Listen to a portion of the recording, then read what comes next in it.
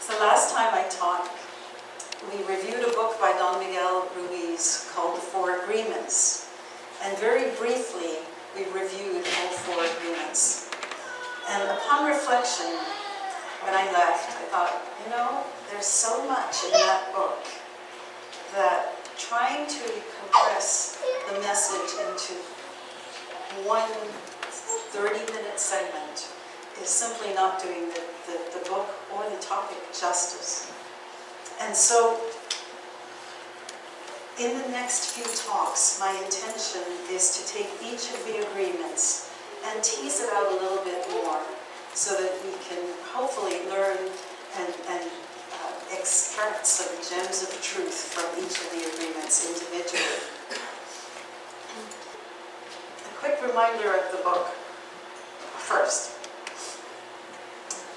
The premise is that as children, we were taught to think, to speak, and to behave in a way that suited our society at the time. And in essence, because we didn't know any better as children, and because we wanted to please our caregivers and we were afraid of being punished, we accepted these teachings to be fact. And so we made these unconscious agreements with our parents, our teachers, our caregivers, and overall society about how to live. In making these agreements, then we became domesticated, kind of like we would train pets. I still think that's a really funny idea, but it's disturbingly accurate at the same time. Anyway, in this domestication, we made agreements that may not have served us well as children, but helped us to conform into society.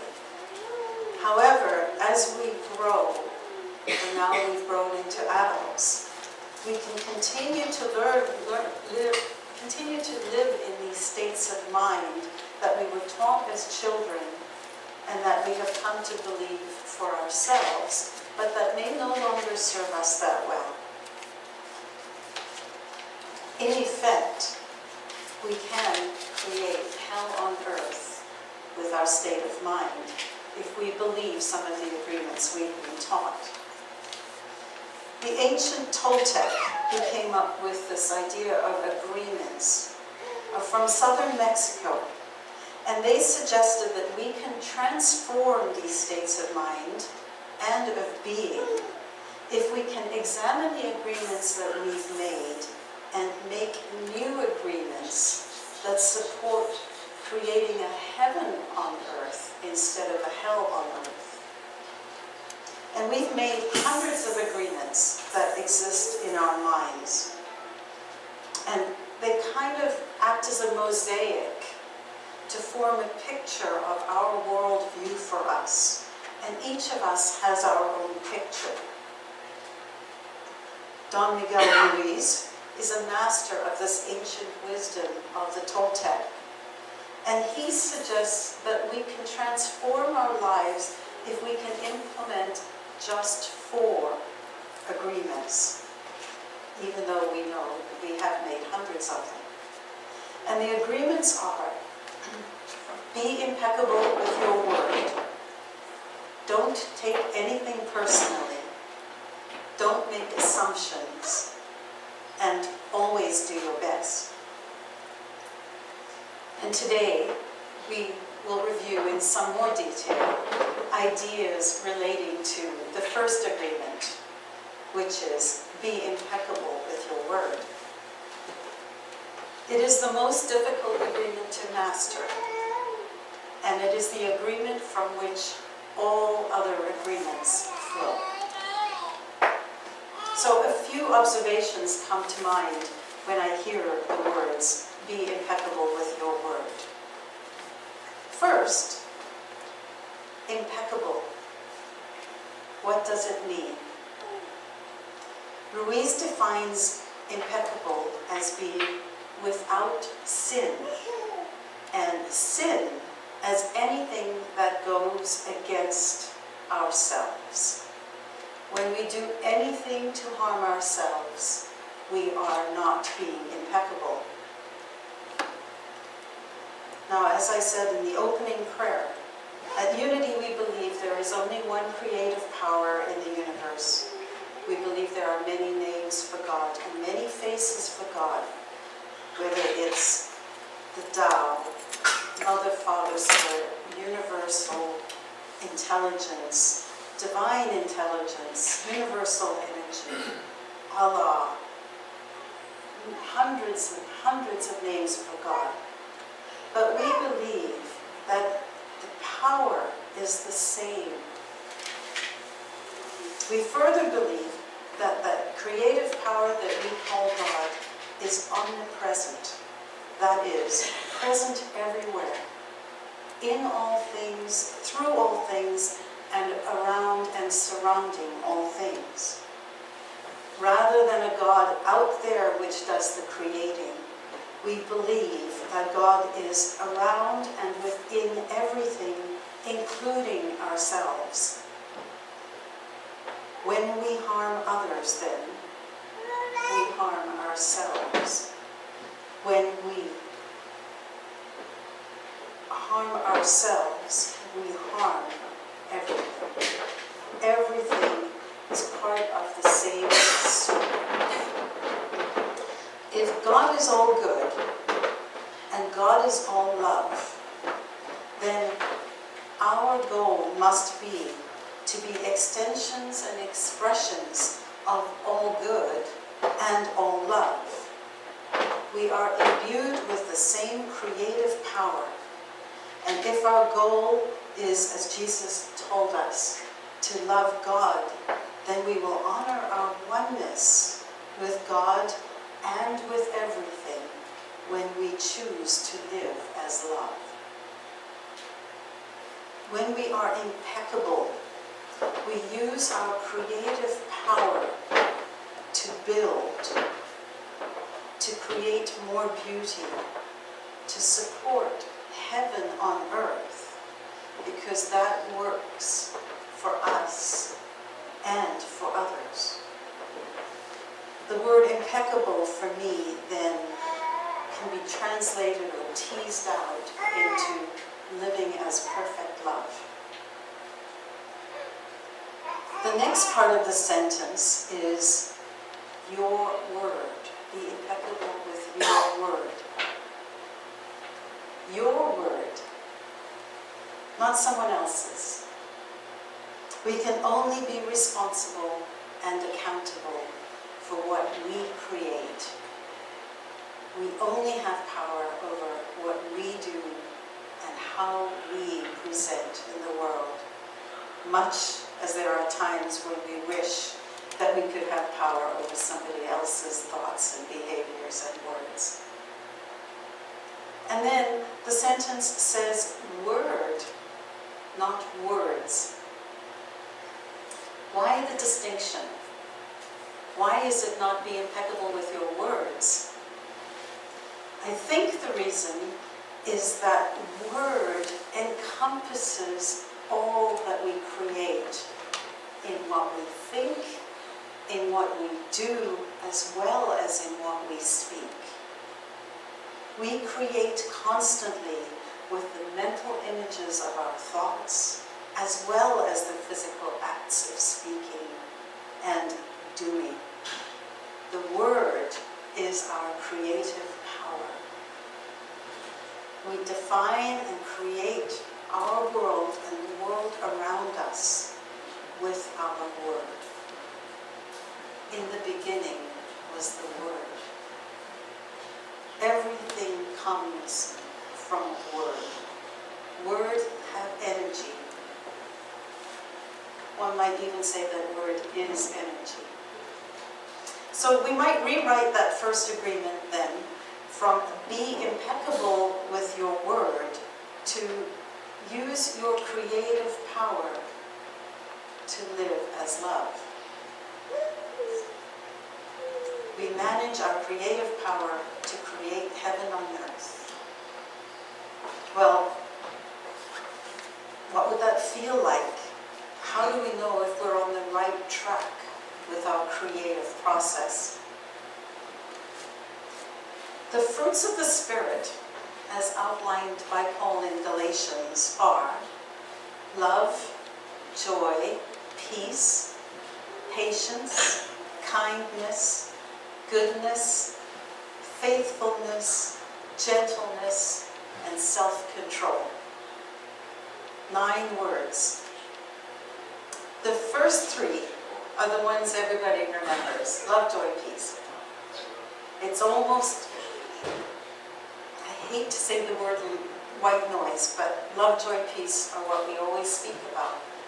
But we forget about those other very precious 6 words, especially for me. Patience, faithfulness, self-control. Those are harder. So, how do we break the chains of our domestication? We could think of these words, and if we are speaking word thoughts, words that are in line with the fruits of the Spirit, then we're on the right track to creating this heaven on earth. But who can remember 9 words? The only reason I remember it is because of a song I sang at church as a child. Very hard to do. I found this acronym on several sites on the internet that I think will be equally valuable and a little bit easier to manage. Think before you speak. This is a template that we can use and against which we can examine our thoughts, our speech, and our actions, and break the old habits and the old agreements that we might have made and be more impeccable with our word. T of think before you speak. Is it truthful? H, is it helpful? I, does it inspire? N, is it necessary? And K, is it kind? Let's take a look at those words with respect to how we think. Remember The Secret, the movie and the book from a couple of years ago? It's sort of faded into the background now. It's on Netflix. It's well worth another look periodically because it's easy to forget these things. They're not part of the agreements we made when we were children. But it reminds us of the law of attraction, that whatever we hold in our mind, we will create in our life. So, when we find ourselves feeling bad, angry, fearful, envious, powerless, unworthy, we can examine how we are thinking, and that will give us an insight into why we're attracting negative experiences. We can apply think to our thoughts. First, is what we're thinking true? The truth is that if we believe that God is all good and everywhere present, and there is no place that God is not, then there is never any need to fear. Yet so many of our emotions and thoughts are invested in fear. Ziegler wrote this, and I quote, "Fear has 2 meanings. Forget everything and run, or face everything and rise. The choice is yours." End quote. When we are feeling fear, anger, lack, hold our thoughts up to reflection and ask, is this my truth, or is it what I've been told is the truth? Is this an impeccable agreement, or is it one that I can release? Next, H. Is this thought helpful? And here is where the law of attraction really kicks in. We get more of what we focus on. So if we are focusing on our lack of money, we will receive more lack of money. If we focus on, I don't want to get sick, we will focus and receive sickness. It is never helpful to dwell on fear. The universe will rise to the level of our expectation, no matter how low we set it. Instead, let us direct our thoughts to creating positively. Instead of, I don't have enough money, we can choose instead Laurel Langemeyer's advice. Money comes easily and frequently.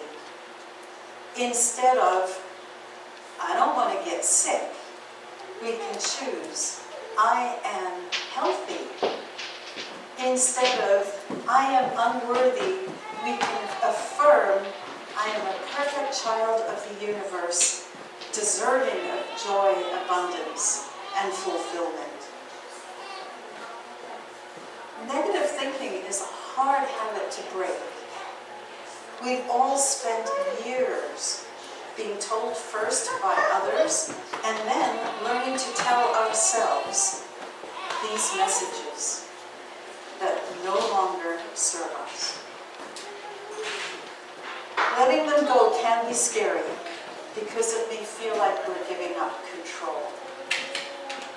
We could question why we would want control of things that are making us feel bad. But the truth is, that's what we're used to. And there really is a sense of better the devil we know than the devil we don't, and a reluctance to open ourselves up to more unknown.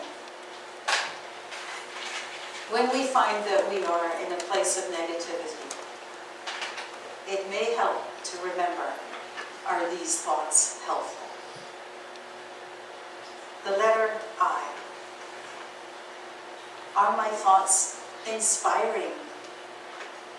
If our thoughts are dragging us down and draining us emotionally, how is that inspiring for us? And yet, if we can shift, and if we can get ourselves into alignment with the knowledge and belief that no matter how difficult a situation appears, there is good in the midst of it and there will be good at the other end, then we can use our thoughts to inspire ourselves to new understandings and appreciation. Then we can create positively and be impeccable with our word. And sometimes though, when we're stuck in the mire and it's impossible for us to find the inspiration from within, let us go to the wealth of spiritual guidance that is at our disposal. Books, song, nature, church, counselors, friends. We can choose always and at any time to go into prayer and meditation and simply ask for inspiration and wisdom. By opening ourselves up and letting go, we allow inspiration to come to us as we make room for new greatness. So we've done truth, helpful, inspirational, necessary. This is one of my favorites. Is it necessary to hold a negative thought about something at all? Have you ever noticed that we sometimes worry for no reason. We make ourselves miserable with fear, with trepidation, and sometimes, often, nothing happens at all. I would say this: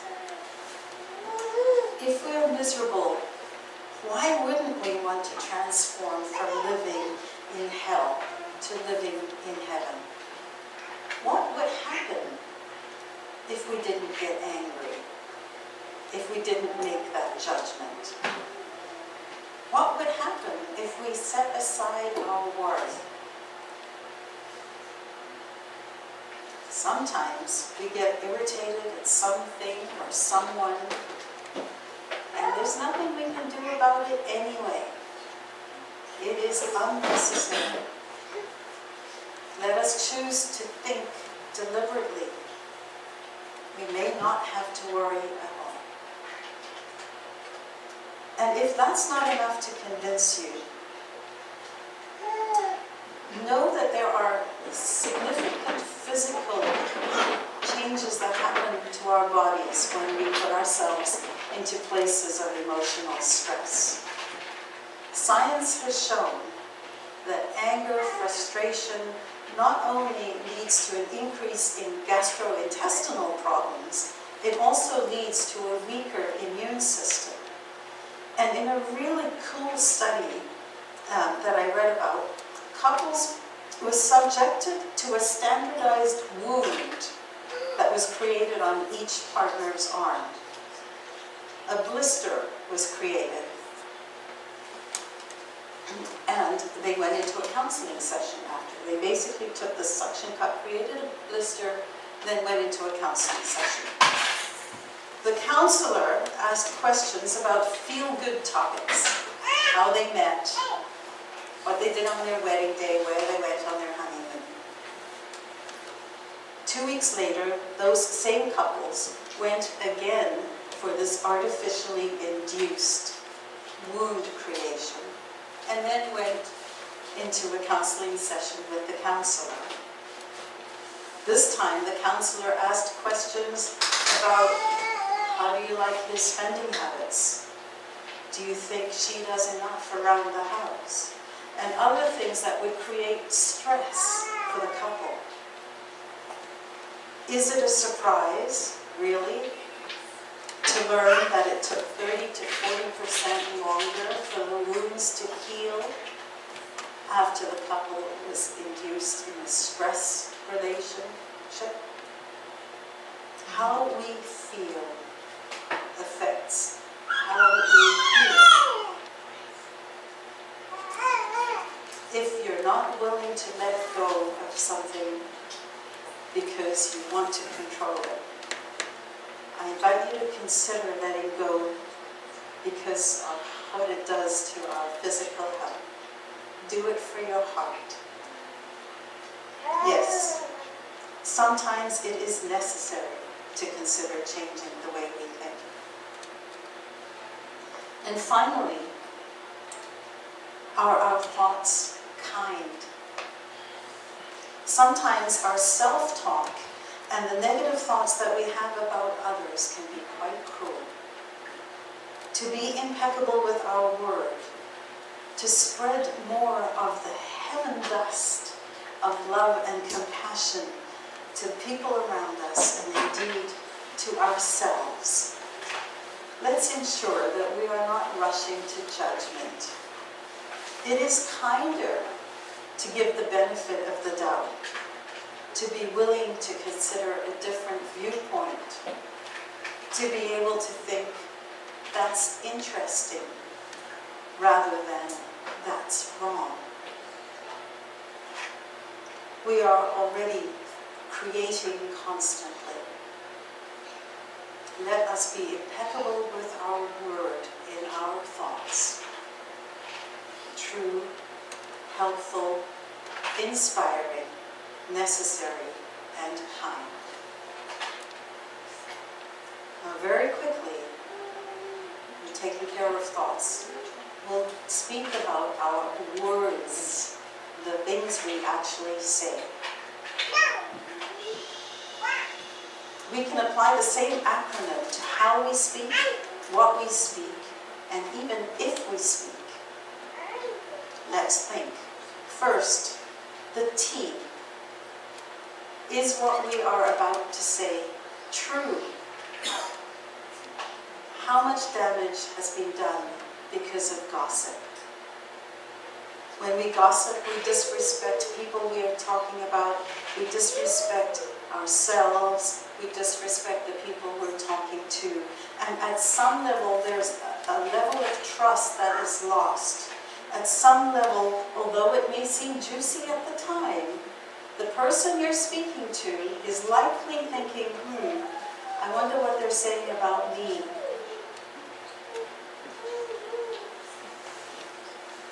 Is it true?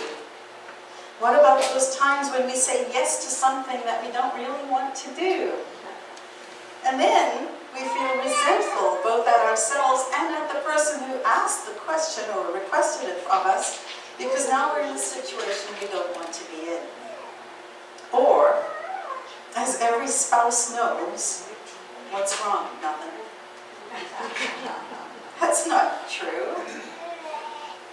Let's speak impeccably, say what we mean, and mean what we say. Next, before we speak, is what we're going to say helpful? What's the point of speaking if the words don't offer something positive? Does it really help to swear or to yell or to call somebody a name? How likely is it that after yelling and screaming and calling someone a name or insulting them, are they likely to go, wow, thanks, I just saw the light. You're so wise, thank you. We can be almost guaranteed that the person we've just yelled at is either A, going to yell back at us, or B, they're going to have their feelings hurt and turn within.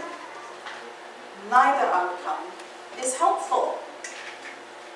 If we want to be helpful, let our words be suggestions and solutions, not demands and edicts.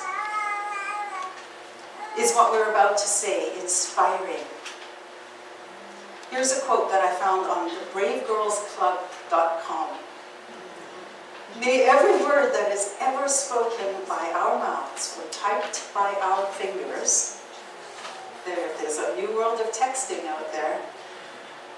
May every word that is ever spoken by our mouths or typed by our fingers be words that lift up and never words that tear down. Words have the power to create or destroy. They have the power to affect us. And once spoken, words cannot be unspoken. Once heard, they cannot be unheard. Even when we disagree with what we're hearing, we still hear the words. And many a relationship has been scarred as a result. Many of us here are still bearing scars of verbal abuse that was spoken to us. The old saying, sticks and stones may break my bones, but words will never harm me, is a lie. Humpty Dumpty cannot always be put back together, especially if the words are vicious or untrue. And even if we can use the crazy glue and put Humpty Dumpty back together, the relationship, the shell, is cracked and fragile, and it takes less to break it next time. Words can hurt.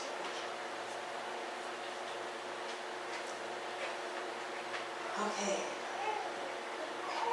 When we speak, instead, let us choose words that ignite possibilities and growth in other people. Let us work to inspire with our words.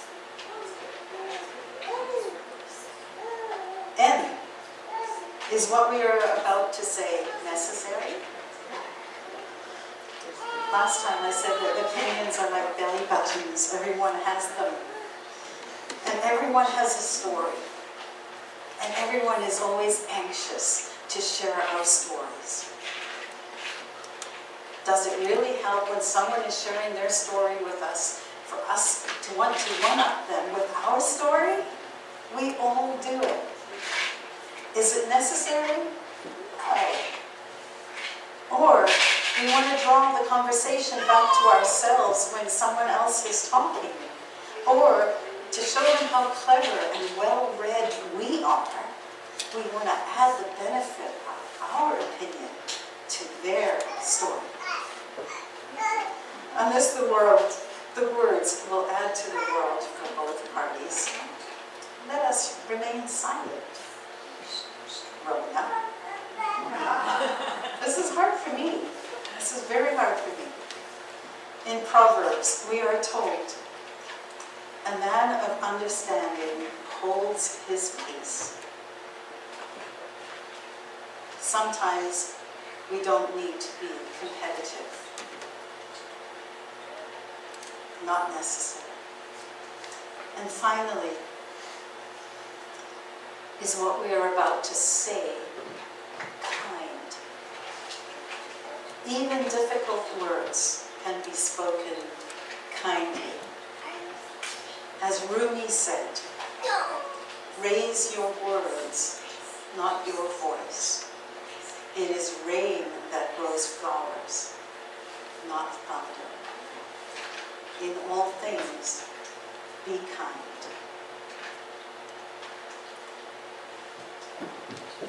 So we've spoken about our thoughts. We've spoken about the words that we speak to others. We need to remember